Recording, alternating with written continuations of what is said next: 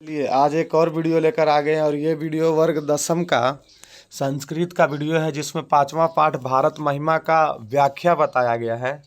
और सबसे बड़ी बात यह है कि इस भारत महिमा में व्याख्या जो बताया गया है वो लिख कर भी बताया गया और समझाया भी गया, दोनों आपको बताया गया। अगर आपको समझाने पे नहीं समझ में आता है तो लिखा हुआ आप उसको नोट कर लीजिएगा और उसके आधार पर अर्थ बताइएगा, ठीक है। चलिए देखिए क्या कहता है। कह रहा है पंचम पाठ है, पंचम पाठ में, एक मिनट पहले ब्रश को चालू कर लेते हैं। पंचम पाठ है और पंचम पाठ में भारत महिमा है, मतलब भारत की महिमा की गिनते हैं। महिमा मतलब होता है महानता, उसकी चर्चा है। कह रहा अस्माकं देशः भारतवर्षम् इति कथ्यते। कह रहा अस्माकं देशः भारतवर्षम् इति कथ्यते। कह रहा हमारा देश भारतवर्ष कहा जाता है। कह रहा अस्य महिमा सर्वत्र गीयते। कह रहा इसकी महिमा सभी जगह गाए जाते हैं। कह रहा पाठे अस्मिन् विष्णु पुराणात् भागवत पुराणात् च प्रथम द्वितीय क्रमशः पद्यम गृहीतम अस्ति। कह रहा है इस पाठ में विष्णु पुराण और भागवत पुराण से प्रथम और द्वितीय पद गृहीत हैं, मतलब लिखा गया है। प्रथम पद कहाँ से? विष्णु पुराण से। द्वितीय पद भागवत पुराण से। कह रहा है अवशिष्टानि पद्या अध्यक्षे निर्मीय प्रस्तावितानि। कह रहा है अब जिसके बचे हुए जो कुछ अवशेष हैं जो प्रस्ताव में रखे गए हैं, कह रहा भारतम प्रति भक्ति अस्मारकम कर्तव्य रूपेण वर्तते। कह रहा है कि भारत के प्रति मानव को हमें भक्ति, देशभक्ति कर्तव्य रूप से होना चाहिए या कर्तव्य रूप से हैं। और ये आपका रहा प्रथम पद श्लोक का, जिसमें यहाँ पे लिखा गया, ये दोनों पौराणिकी का जो श्लोक है ये विष्णु पुराण से लिखा गया। आपसे पूछेगा, एक इसमें से कोई उठा देगा, इसका कहेगा गायंती देवा किल गीतकानी श्लोक कहाँ से लिखा गया, तो याद रखिएगा विष्णु पुराण से। ये दोनों पद कहाँ से? विष्णु पुराण। पौराणिकी मतलब होता है प्राचीन, पुराना, जो पुराने समय का श्लोक है, जो कहाँ से लिखे गए हैं? जो विष्णु पुराण से लिखे गए हैं। और आधुनिकी का दो हैं, जो कहाँ के? पौराणिकी हैं जो विष्णु पुराण, और आधुनिकी में हो गए कौन कौन? एक ये हो गए, एक दो, और एक यहाँ हो गए हैं तीन। आधुनिकी ये जो तीनों हैं ये लिखे गए हैं भागवत पुराण से। ये तीनों कहाँ से लिखे गए हैं? भागवत पुराण से। अब ये तीनों में पहला श्लोक क्या है देखिएगा। पहला श्लोक है पौराणिकी का, पहला श्लोक है जिसमें कह रहा है, पौराणिकी मतलब पुराण से, कह रहा है गायन्ति देवाः किल गीतकानि धन्याः तूते भारत भूमि भागे स्वर्गा अपवर्गा अस्पद मार्ग भूते भवन्ति भुवः पुरुषः श्रुतवात्। कह रहा है कि वह भारत भूमि भाग धन्य है जिसका गुणगान, जिसका गीत देवता गण गाते हैं, जहाँ स्वर्ग और मोक्ष की प्राप्ति का मार्ग एक है, और जहाँ देवता भी पुरुष के रूप में बार बार जन्म लेना चाहते हैं, या देवता भी पुरुष के रूप में जन्म लेना चाहते हैं। ये इसका अर्थ रहा।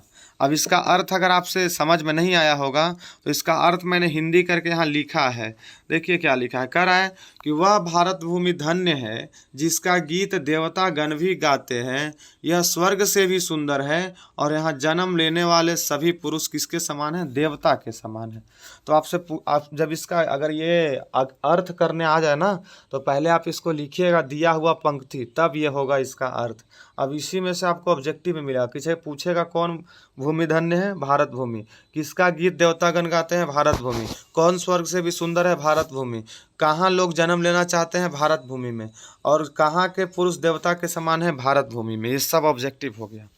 अब दूसरा क्या है देखिएगा। दूसरा श्लोक है जो विष्णु पुराण से ही है। अब ये पौराणिकी का है। कह रहा है अहो अमीशाम किम कार्य शोभनम प्रसन्ना एषाम अस्विदूत स्वयं हरि यो जन्म लब्धम निरसु भारत अजरे मुकुंद सवैपिकम अस्पृहाहीना। कह रहा है अहो अमीशाम, कह रहा है अहो ये कैसा शोभनीय स्थल है जहाँ स्वयं भगवान भी खुश रहते हैं। यो जन्म लब्धम निरसु भारत अजरे, इस भारत भूमि में जन्म लेना लाभदायक है।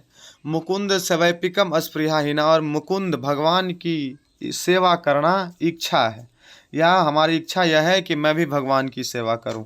यह इसका अर्थ है। हिंदी भी मैंने लिखा है। क्या लिखा है? कह रहा है इससे अधिक सुंदर क्या होगा जहां देवतागण जन्म के बाद प्रसन्न रहते हैं और जो लोग इस भारत भूमि में जन्म लिए हैं उन्हें अपनी इच्छा से ईश्वर की सेवा करनी चाहिए। यह इसका अर्थ मैंने सटीक लिखा है, ठीक है, इसमें कोई डाउट नहीं है। आप इसे उतार के और आप इसे याद कर लीजिएगा, कोई दिक्कत नहीं होगा।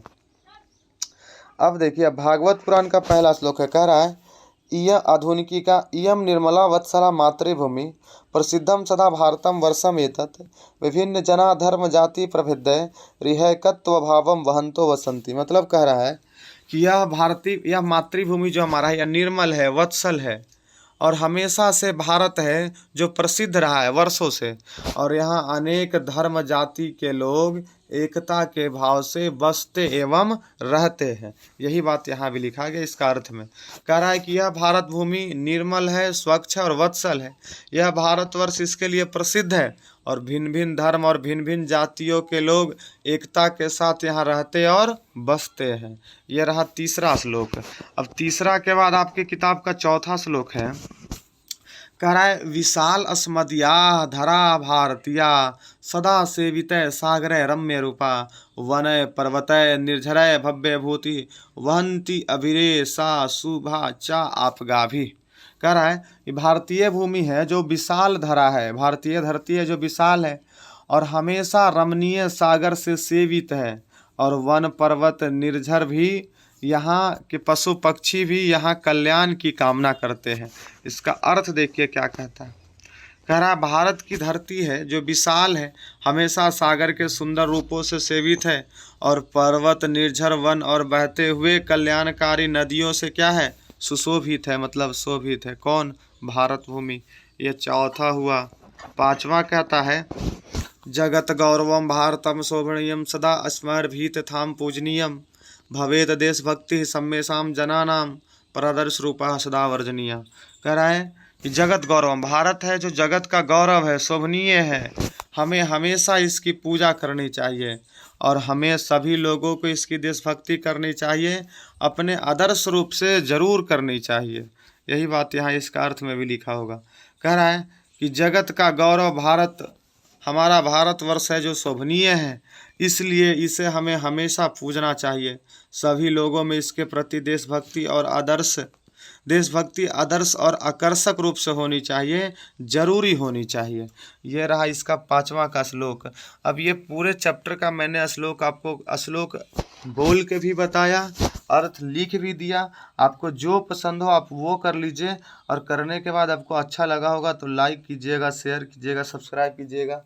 इसका क्वेश्चन आंसर का वीडियो बनाया रहेगा और इसके लिंक इस वीडियो के डिस्क्रिप्शन में डाल दिया जाएगा और आप उसे भी देख लीजिएगा। बाकी फिर अगले बार पढ़ेंगे। आज इतना ही।